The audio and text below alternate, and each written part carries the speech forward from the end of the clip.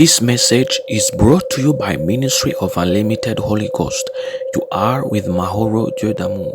This is the second volume called The Coming of God's Kingdom. May peace and grace be to you from our Lord Jesus Christ. Issue number 145, The Gospel of Jesus Christ. Let us pray. Our Heavenly Father, we are humbled to hear your word today.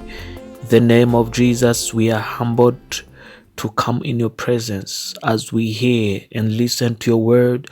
We pray that you, Holy Ghost, you may come and convince us of your word.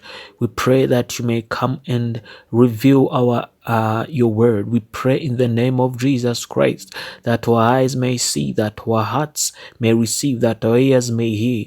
In the name of Jesus Christ, we are praying, O Lord, that as your word enters our lives, we pray that you may take hold and get rid of anything that does not belong to you. In the name of Jesus Christ, we pray that your power may rest upon us, that we may not only hear your word, but we may also hear your spirit, that we may also hear your power. It's in the name of Jesus Christ we pray. Amen. So we are reading today in Luke chapter 4, verse 43 to 44. The Bible says, "But he said to them," that's Jesus, "I must preach the kingdom of God to other cities also, because for this purpose I have been sent," and was preaching in the synagogues of Galilee.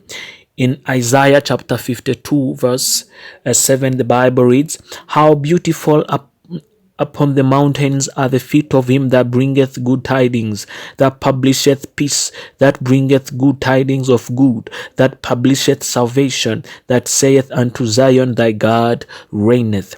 That's in Isaiah chapter 52, verse 7. The good tidings of the kingdom of God. We have already seen that the fourth pillar of the gospel is to tell men that God reigns. This is what Jesus called the good tidings of the kingdom of God. You see, this is one of the ways the gospel provides hope, because by demonstrating the power of God, it also proves in a certain way that eternity is real, and also it proves that the resurrection of the dead is a thing.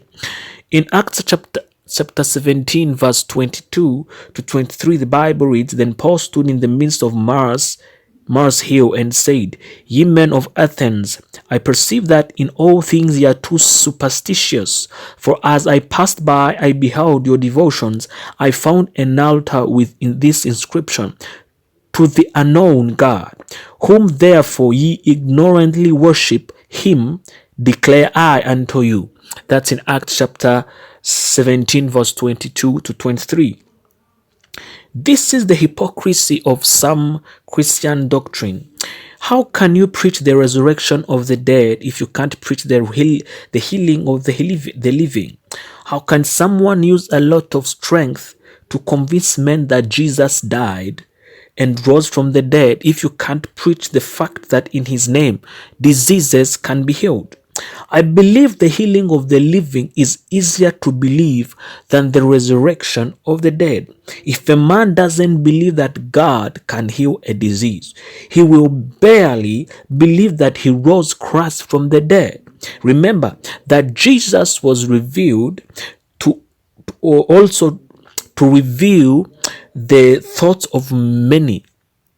So in Luke chapter 2, verse 34 to 35, that's where this man Simeon told Mary that the thoughts of many hearts will be revealed because of the gospel. So the gospel announces that God still reigns.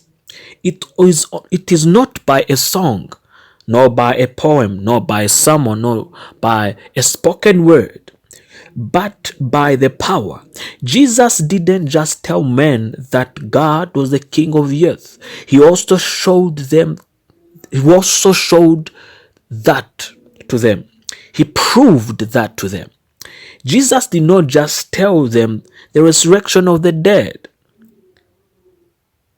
He actually proved to them that indeed God can raise the dead with multiple men who were dead that Jesus rose back to life. So Jesus did not tell them that God reigns. He showed them when he was healing their diseases, when he was chasing out of their bodies those demons. That times was showing to them, not by words. He was showing to them that their God reigns. He wanted their faith not to be rooted in human wisdom, but in the power of God. That's how faith must be. That's the point of the gospel. Therefore, don't believe in words, believe in the power of God. Don't preach the words, preach the power of God. The quote of the day: the target of the gospel is to cause men to believe in the unlimited power of God. Let's pray. Our Heavenly Father, we glorify your name for this wonderful moment because we have heard your word. In the name of Jesus Christ, we pray that, Father, you may grant us faith in everything that you have spoken, that we may indeed show forth the kingdom of God in this world. God, we pray that you may sanctify us, that you may also strengthen us to apply everything that you have said. God, we also pray that in the name of Jesus, you may chase out every disease in our body. We pray that in the name of Jesus, by the power of your word, that every disease be silenced, that every demon be silenced, that every sin be silenced. In the name of Jesus Christ, let only you take the word in our lives. Take the command in our lives. It's in the name of Jesus Christ we pray and we believe. Amen. Also, we read the promise of today in 1 Corinthians chapter 2, verse 4 to 5. The Bible reads, "And my speech and my preaching was not with enticing words of man's wisdom, but in demonstration of the Spirit and of power, that your faith should not stand in the wisdom of men, but in the power of God." God bless you for being with us. God bless you for listening to his word.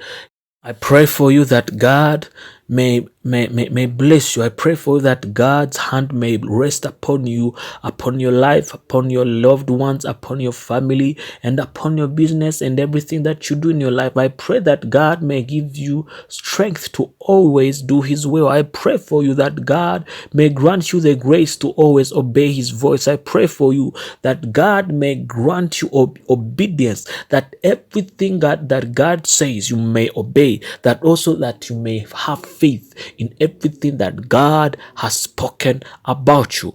God bless you. May peace and grace from our Lord Jesus Christ be upon you. In Jesus' name, amen. Be a partner with God. Like and follow and recommend our Facebook page and our YouTube channel, and share the devotion with your loved ones. Read and listen every day, and truly you shall see God in your life. God bless you for being with us. This message was prepared by Ministry of Unlimited Holy Ghost, and your presenter was Mahoro Diodamu. You can find the links of our social medias in the video descriptions below. God bless you, and may the peace and grace from our Lord Jesus Christ be with you, and may the Lord strengthen you, that you may always do his good pleasure. In Jesus' name I pray for you. Amen.